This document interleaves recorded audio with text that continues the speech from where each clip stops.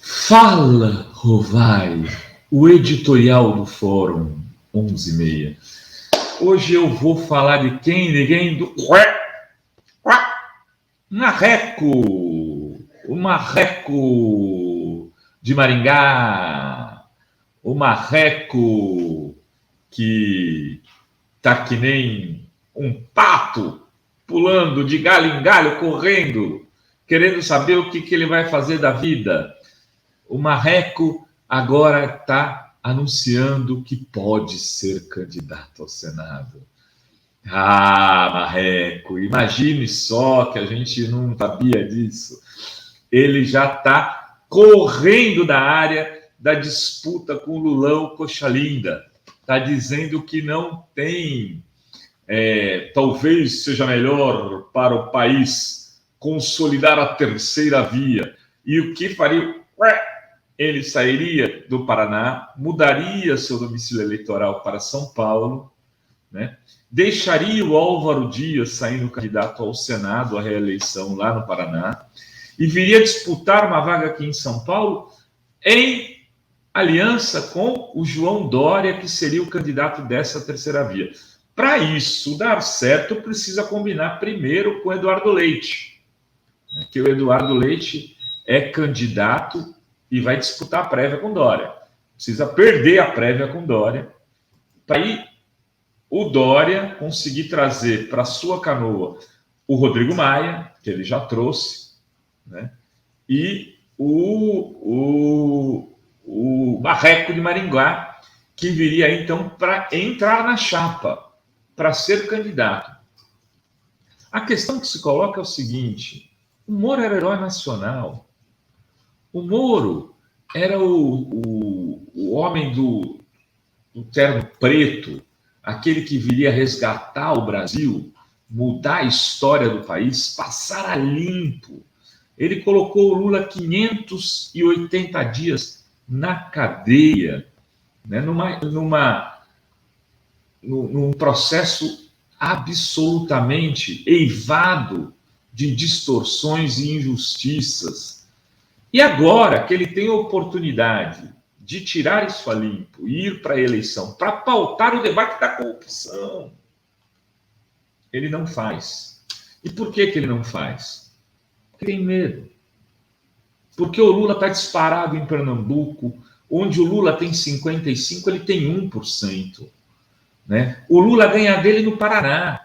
O Lula ganha dele em São Paulo, o Lula ganha dele no Rio, o Lula ganha dele no Rio Grande do Sul, o Lula ganha dele no país inteiro. Ele passaria uma vergonha imensa, uma enorme humilhação. Ainda mais se fosse candidato, que seria pelo Podemos, provavelmente isolado, sem apoio de ninguém. Ele faria uma campanha, né, contra o Lula de um lado, e contra o Bolsonaro do outro. Aqui ele ajudou a eleger. Quem elegeu o Bolsonaro também, numa aliança final, foi a Lava Jato. Quando o Bolsonaro estava ali, candidato, como um lobo solitário, ele tinha aproximadamente 20% dos votos. 15%, por aí.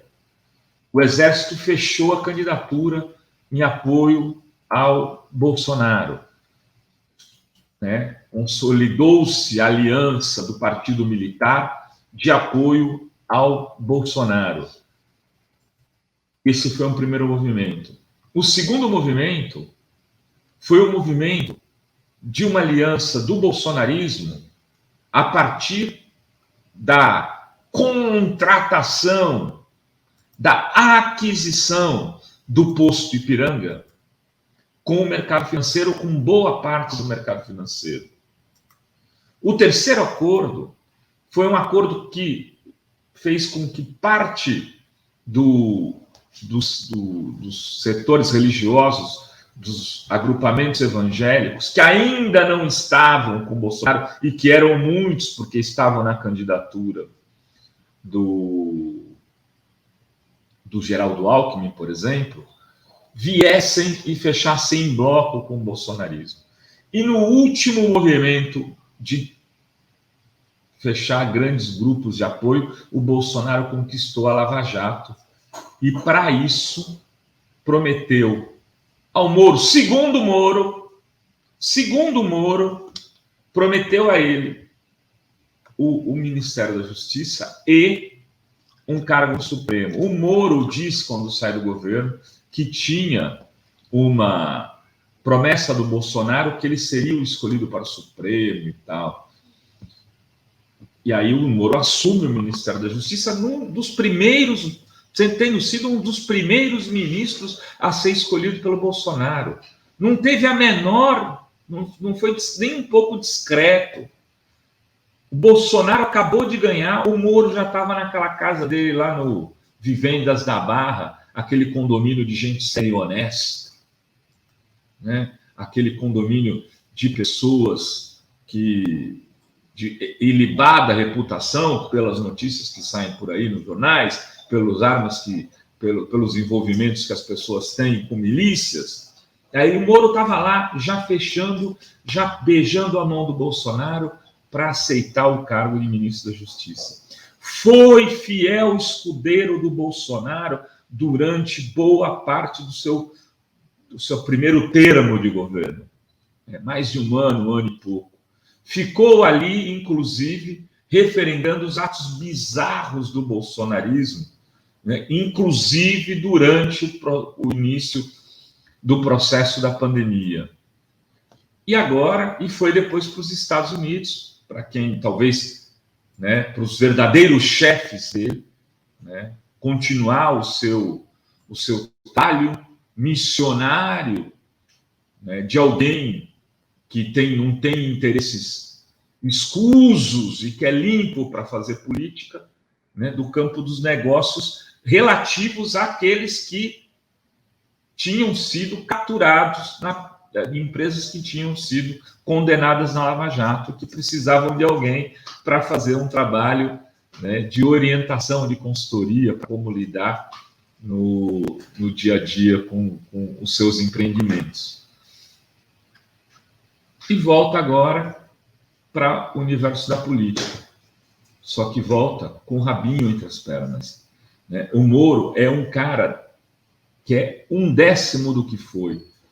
Hoje, a reputação dele é muito menor do que era quando a mídia o incensava e quando ele ficava tendo espaços dia e noite nas TVs, rádios, sites, etc., para vender seu discurso de caça-corruptos, né, de defesa da ordem, da lei.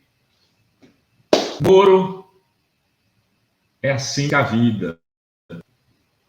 Os medíocres, em geral, acabam tendo esse mesmo destino. Boa sorte na candidatura ao Senado. Venha disputar aqui em São Paulo, né? Vai disputar lá no Paraná. Eu vou dizer uma coisa. O Moro terá uma eleição dificílima, mesmo no Paraná ou em São Paulo, para o Senado. Não vai ter vida fácil. Em relação à presidência, ele mesmo já disse qual é o limite dele. Era isso que tínhamos para hoje. Beijas e beijos, e ficamos por aqui com mais um Fala Robai do Marreco.